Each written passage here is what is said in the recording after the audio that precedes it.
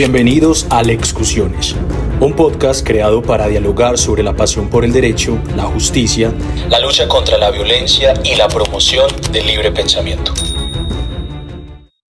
Muy buenas tardes para todos nuestros televidentes en un nuevo capítulo de Lexcusiones. Hoy nos encontramos con la profesora Catarina Beckenpa, profesora de la Universidad de Leipzig, decana de la Facultad de Derecho de la Universidad de Leipzig, especialista en Derecho Penal Económico. Buenas tardes, profesora, ¿cómo está? Muchas gracias por la invitación y estoy muy agradecida que tengo la posibilidad de estar aquí y en este podcast. Me alegra mucho que haya aceptado la invitación. Hoy vamos a tocar un tema que es bastante discutido en la actualidad, ha llenado de bastantes discusiones en Latinoamérica como en Europa, que es el derecho penal económico y su relevancia actualmente en la configuración de la responsabilidad penal de los directivos de las empresas. Como es un tema que ha venido dándose en los últimos años, nos gustaría saber inicialmente cuáles serían las características que definen lo que es el derecho penal económico y si este modelo dista o es distinto al modelo del derecho penal clásico, por decirlo así. Muchas gracias por esta pregunta porque tengo que admitir, tenemos algo en común, que a mí me gustaría también saber qué es el derecho penal económico. ¿Por qué lo digo? Hace muchos años yo escribí en Alemania el primer manual de derecho penal económico y mi maestra y yo no sabíamos qué es derecho penal económico y qué es derecho penal normal. ¿Qué delitos, qué tipos forman parte del derecho penal económico y qué no? Ahora pienso que no hay una solución. Hay características que describen un poco, más o menos, el derecho penal económico. Pero empezamos. ¿Quién ha inventado este derecho? Que es un hombre de los Estados Unidos que se llama Sutherland, que no es un penalista, sino una persona que hace la criminología. Y él ha destacado en una teoría que el derecho penal económico es un derecho en que los delitos se cometen no por las personas que normalmente nosotros piensan cuando piensan en criminales, delitos callejeros, sino y esas son las palabras que él ha usado, que llevan un cuello blanco, que significa las personas que trabajan en la oficina. El primer característico del derecho penal económico sería que los autores muchas veces son personas con cuello blanco, autores en una alta posición, son personas con una formación excelente, son personas sin antecedentes, son personas más o menos 40 o 50 años, no 30, como en los delitos de callejeros, y muchas veces son hombres. Esa es una teoría para describir un fenómeno. ¿Quién ha inventado más o menos el derecho penal económico como dogmática? Es un hombre que se llama Tiedemann, es de Alemania. Supongo que muchos oyentes también aquí en Colombia conocen a este nombre. Y él describe el derecho penal económico como es un área en que se protegen bienes jurídicos supraindividuales como el mercado, la competencia, la confianza en la competencia o algo así. No como la vida o tu cuerpo o tu patrimonio, sino el mercado, la confianza, un bien jurídico supraindividual. Y la segunda característica que él pone al derecho penal económico es que los delitos muchas veces son delitos de peligros. Supongo que los oyentes ya se han dado cuenta que mi español no es perfecto y que soy de Alemania. Sí. Eso es para describir el derecho penal económico. Como los jueces y los fiscales lo hacen en Alemania, tenemos una regla en el derecho penal procesal que no describe el derecho penal económico, pero dice en qué casos una sala especial que es responsable para el derecho penal económico tiene que sancionar un caso y hacer el juicio. Es una regla de competencia, pero normalmente en Alemania decimos esto que está en esta regla de competencia es derecho penal económico.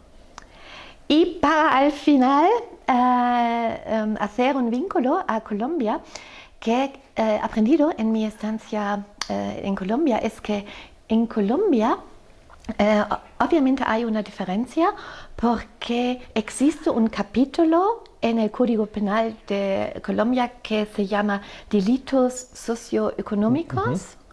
¿Sí?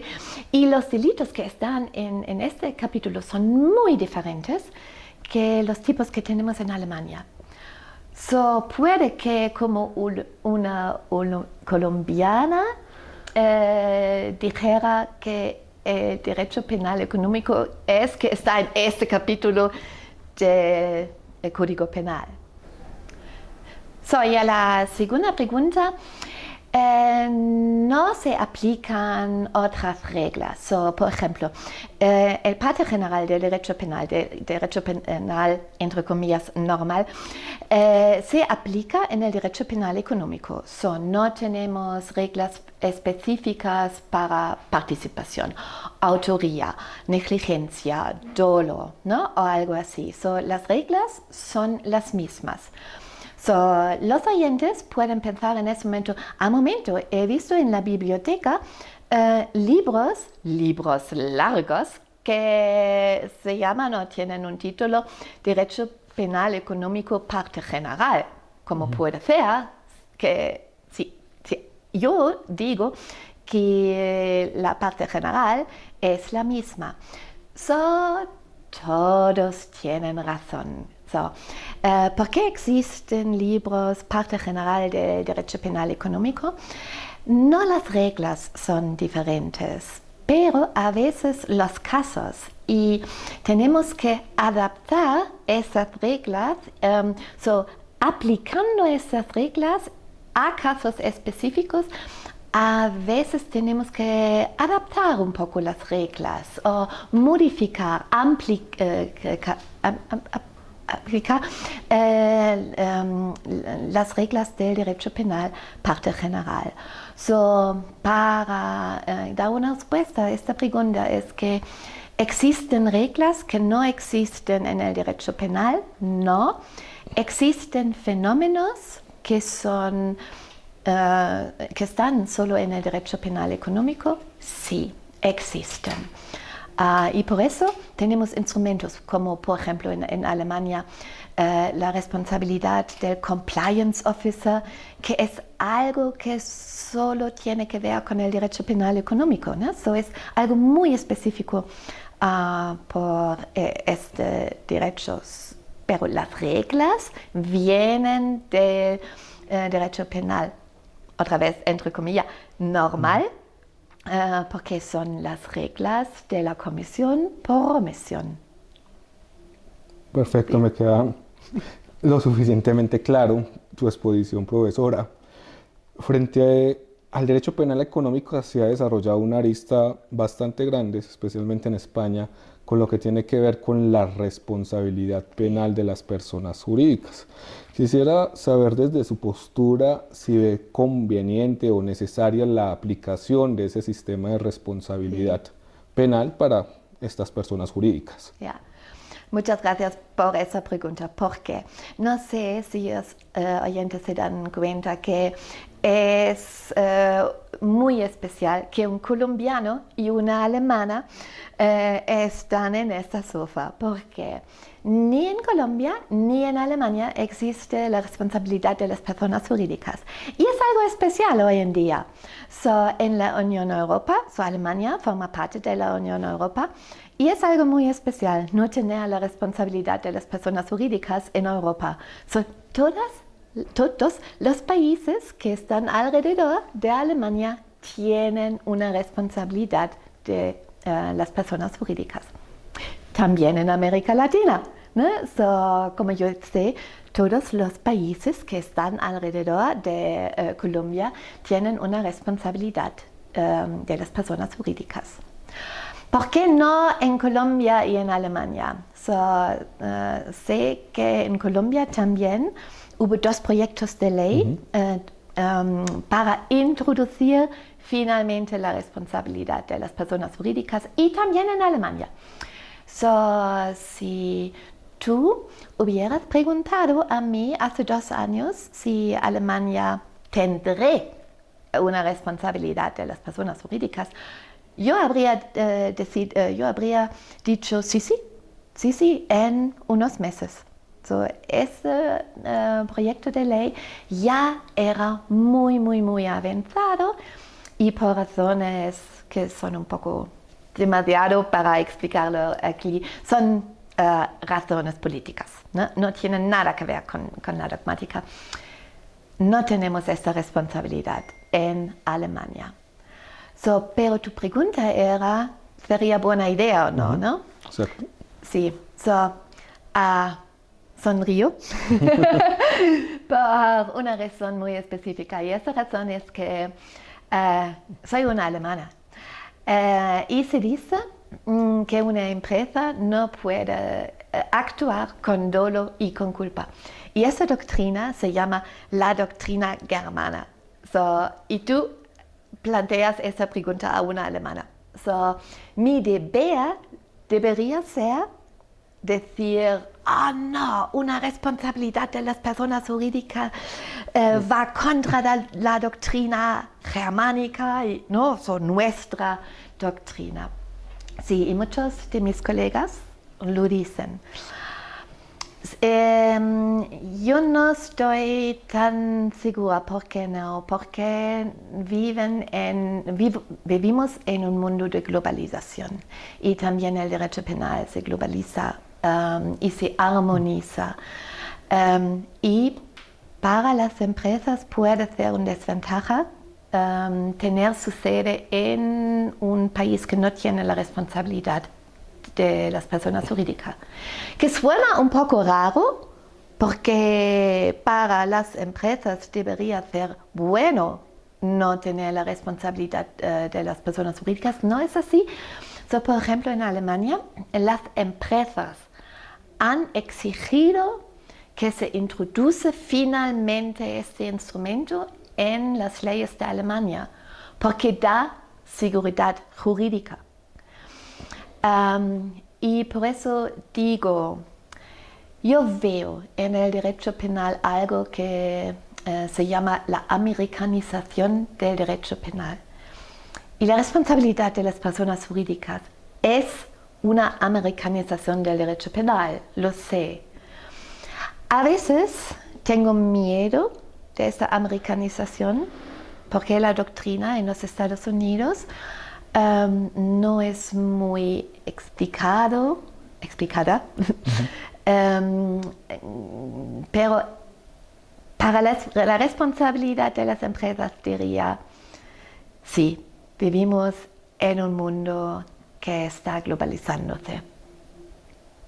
Por último, profesora, quisiera saber qué criterios utilizar, o cuáles son los criterios que se ha venido utilizando por la doctrina alemana para asignarle responsabilidad penal a los dirigentes de las empresas cuando dentro de estas empresas o por fuera de las mismas se cometen delitos. Sí, debo preguntar, ¿son los directivos cometen delitos, sino los empleadores, ¿no? Sí, señora. Ah, sí, muchas gracias, solo para estar segura. Muchas gracias por esa pregunta, porque hace más o menos 15 años habría sido un poco más difícil para mí dar una respuesta, porque hubo una polémica en Alemania si el Geschäftsherr, es la palabra en alemán, si el Geschäftsherr tiene un deber de garante en su empresa. ¿Qué es la polémica o qué era la polémica? Si el garante tiene el deber de vigilar sus empleadores, decimos más o menos, los empleadores son como niños. Yo como madre tengo un deber de garante para vigilar mis niños. Sí, eso es cierto, en Colombia y en Alemania. Si yo digo, un director, un dirigente tiene un deber de garante acerca de sus empleadores, yo digo, empleadores son como niños, son peligrosos. Y el director tiene que vigilar los empleadores. Eso era la polémica, pero obviamente hablo en el pasado y no, eso es la polémica. ¿Por qué no? No tenemos una sentencia de Geschäftsherrenhaftung, la responsabilidad de los dirigentes, pero tenemos una sentencia y no es una sentencia sino un obiter dictum, que es una palabra de latín y significa que un Tribunal Supremo puede decir en su sentencia algo al borde. Por eso las palabras en latín, obiter dictum, diciendo al borde. Y en una sentencia el Tribunal Supremo ha dicho que un compliance officer tiene el deber de garante que no se comitan delitos dentro de la empresa. Que para mí no era algo muy sorprendente. ¿Y por qué no? Es su trabajo. Él recibe dinero todos los meses y su trabajo es vigilar que no se cometen delitos en la empresa. Eso es su trabajo. Pues claro, él tiene que tener un deber de garante que no se cometen delitos en su empresa. Pero esta sentencia es una de las sentencias más importantes en Alemania. ¿Por qué?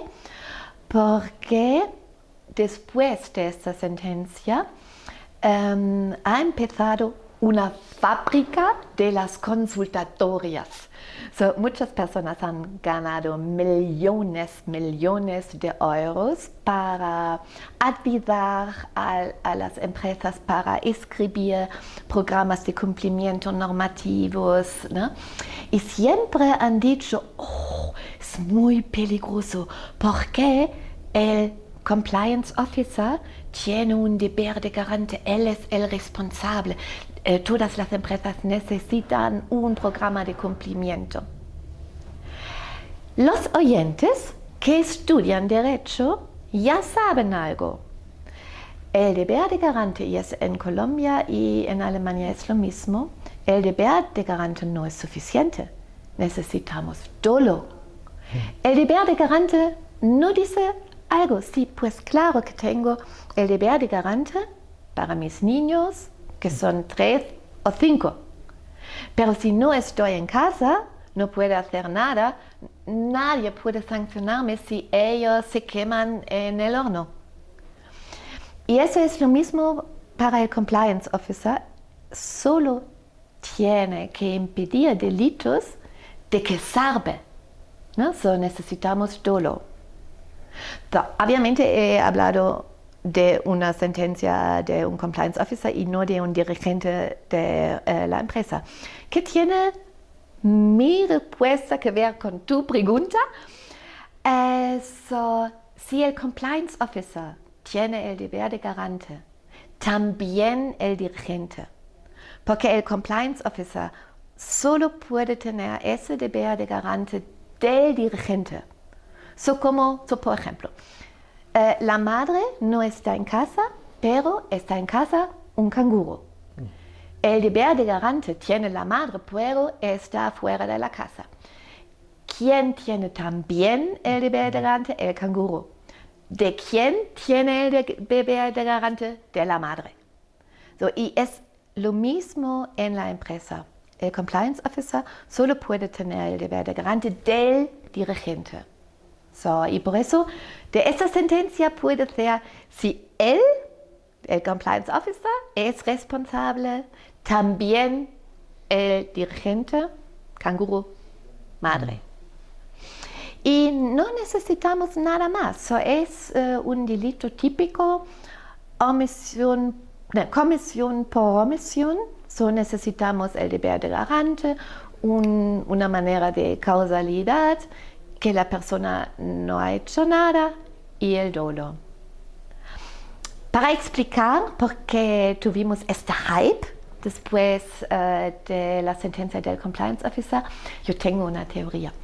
Y mi teoría funciona en alemán, pero también en español. Una persona que no sabe nada del derecho penal piensa cuando lee una frase, tiene el deber de garante, que es en Alemania Garantenpflicht o Garantenstellung. Si tú no has estudiado derecho, tú no sabes que eso solo es un requisito del delito de comisión por omisión. Una persona que no ha estudiado derecho solo ve a una palabra, garante, que en Alemania es muy cerca a la palabra garantía. Y eso también funciona en español, deber de garante y garantía son más o menos las mismas palabras. Y yo pienso que muchas personas han leído esa frase en esta sentencia y han pensado,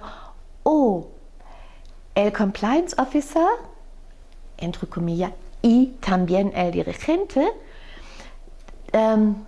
tienen que garantizar que no se cometen delitos en la empresa. Y eso no es cierto. Eso no es cierto. El Tribunal Supremo solo ha dicho que ellos cumplen un requisito, que es un requisito muy normal en la parte general de derecho penal. Le agradezco mucho, profesora, por su respuesta y por haber aceptado esta invitación a las discusiones. De nuevo, muchísimas más gracias. Nos ha ilustrado perfectamente frente al problema del derecho penal económico en Alemania y sus alcances en la responsabilidad penal de las personas jurídicas y los deberes de garantía de los dirigentes y compliance officer. De nuevo, un placer haberla tenido en este espacio. Muchísimas gracias. Muchísimas gracias a ti, a todos que me han invitado. Y lo siento, queridos oyentes, por mi acento y mis errores.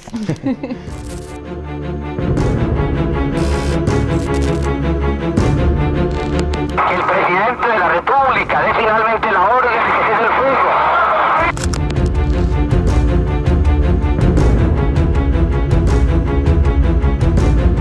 Bienvenidos a Lexcusiones, un podcast creado para dialogar sobre la pasión por el derecho, la justicia, la lucha contra la violencia y la promoción del libre pensamiento.